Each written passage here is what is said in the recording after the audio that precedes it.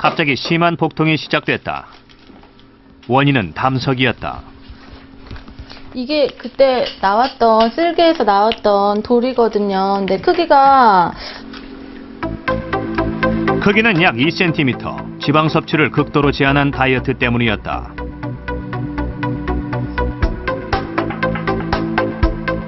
다이어트로 인한 젊은 여성 담석증 환자는 점점 늘어나고 있다. 다이어트에 관심이 많은 20대의 여성에게서 가장 높은 발병률을 보이고 있는 것이다. 상대적으로 다이어트에 관심이 적은 30대에서는 발병률이 낮아졌다. 지방 섭취가 아예 없는 극심한 다이어트를 하다 보면 이제 쓸개 내 담즙의 과포화 담즙산 분비가 많아지고 또 그 담즙산의 그 저장 자체도 감소를 하면서 그 담즙 내 콜레스테롤치가 굉장히 높아지면서 콜레스테롤 담석이 생길 그런 가능성이 굉장히 높아지게 됩니다. 산업사회로 오면서 지방 섭취량은 급증하는 추세다. 하지만 몸에 좋은 오메가3 지방산의 섭취는 줄어들고 있다. 그렇다면 닭 지방의 적정 섭취량은 어떻게 될까?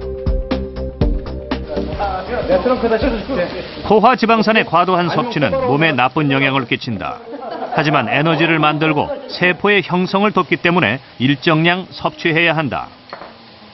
일반인들의 경우에는 이제 하루에 탁구공 하나 정도에 해당하는 살코기 정도의 지방은 큰 무리가 없을 것 같고요. 하루에 한 20% 정도 섭취한다고 보고요. 그 중에서 상온에서 하얀색을 나타내는 그런 포화지방 같은 경우에는 전체 열량의 7% 정도를 보통 병이 있는 분들은, 심장병이 있는 분들은 요구를 하고요. 일반인들은 한 10% 정도 선까지가 안전한 선으로 생각을 하고 있습니다. 혈관질환 예방과 항암 작용을 하는 오메가3 지방산은 우리 몸에서 만들어지지 않는다. 따라서 오메가3 지방산이 많이 함유된 등푸른 생선과 견과류를 통한 충분한 섭취가 필요하다.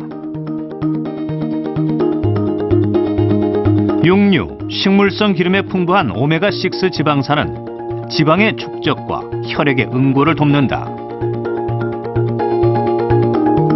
하지만 지나치게 많이 섭취할 필요는 없다. 오메가6는 사실은 저희가 먹는 음식에 충분히 들어있거든요. 그래서 오메가6를 일부러 몸에 좋다고 더 드실 필요는 절대로 없으세요. 그 대신에 오메가3는 점점점 최근에 줄어들고 있기 때문에 좀 신경 쓰셔서 일부러 좀 골라서 드시는 게 좋을 것 같아요. 호두잣이라든지 생선 쪽으로요. 네. 식물성 기름의 종류에 따라 지방산의 비율도 다르다. 포도씨와 대두유는 오메가6 지방산이,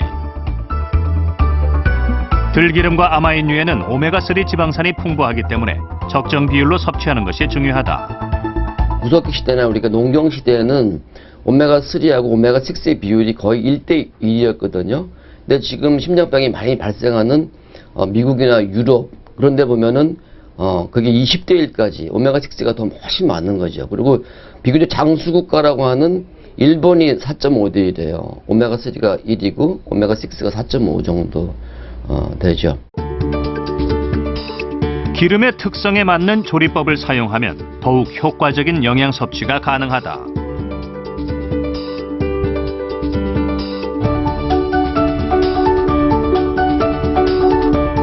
발연점이 낮아 샐러드에 주로 사용되는 올리브유는 폴리페놀 같은 항산화 물질이 풍부해 고혈압, 고지혈증, 당뇨 환자에 좋다.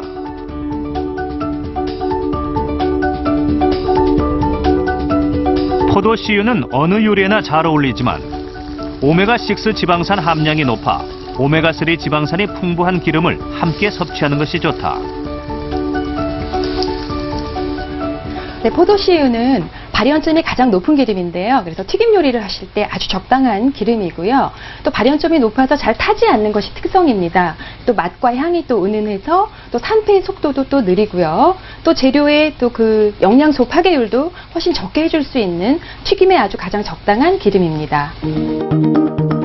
참기름은 나물 무침에 활용하는 것이 좋다. 하지만 지나친 고온에서는 쉽게 타기 때문에 주의해야 한다. 나물 무침에 주로 활용되는 들기름은 리놀렌산이 풍부하다. 하지만 산패가 쉬워 밀봉 보관하는 것이 좋다. 몸에 좋은 식물성 기름들. 하지만 무엇을 먹느냐만큼 섭취량도 중요하다. 식물성 오일이 굉장히 좋다고 하고 특히나 올리브 오일이 좋다고 해서 따로 드시는 분들이 계시는데요. 아무리 좋은 기름이라고 하더라도 하루에 40이나 50ml를 한 번에 마시게 되면은 혈중 지질 농도에 굉장히 지질에 문제를 일으킨다고 얘기를 합니다. 그렇기 때문에 한 번에 다량은 아무리 좋은 것도 피하시는 게 좋습니다. 육류에 주로 많은 포화지방과 가공식품에 많이 들어있는 트랜스지방을 지나치게 섭취하는 것은 물론 우리 몸에 좋지 않습니다. 문제는 균형입니다. 포화지방으로 대표되는 동물성 지방, 또 불포화지방으로 대표되는 올리브와 같은 식물성 지방과 생선에 포함된 지방, 이것들을 1대 1.5대 1로 균형 있게 섭취하는 것이 매우 중요한데요. 이렇게 지방만 잘 섭취해도 암은 물론 심혈관계 질환과 각종 질병까지 예방할 수 있습니다. 3대 영양소 중에 하나인 지방, 어떻게 먹어서 우리 몸에 이롭게 만들 것인지는 오로지 여러분에게 달려 있습니다.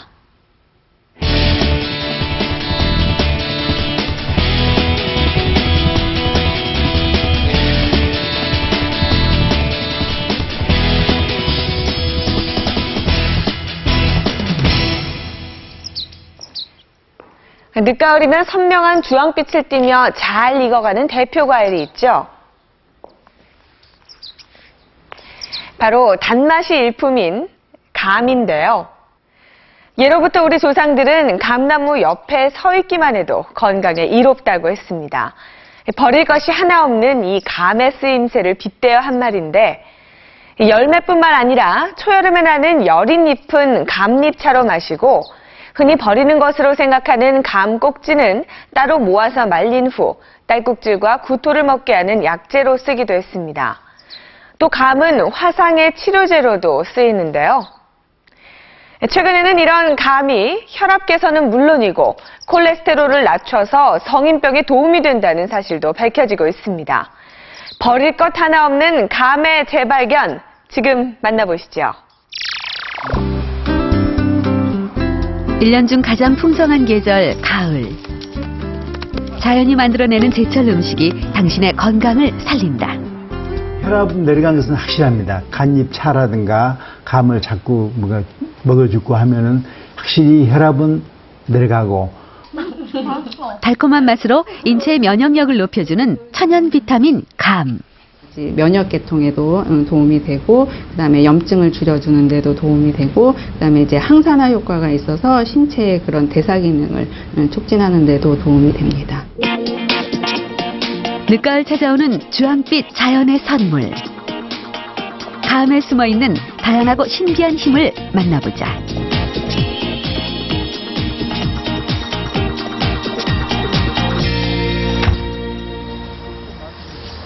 전남 신안의 한 시골 마을.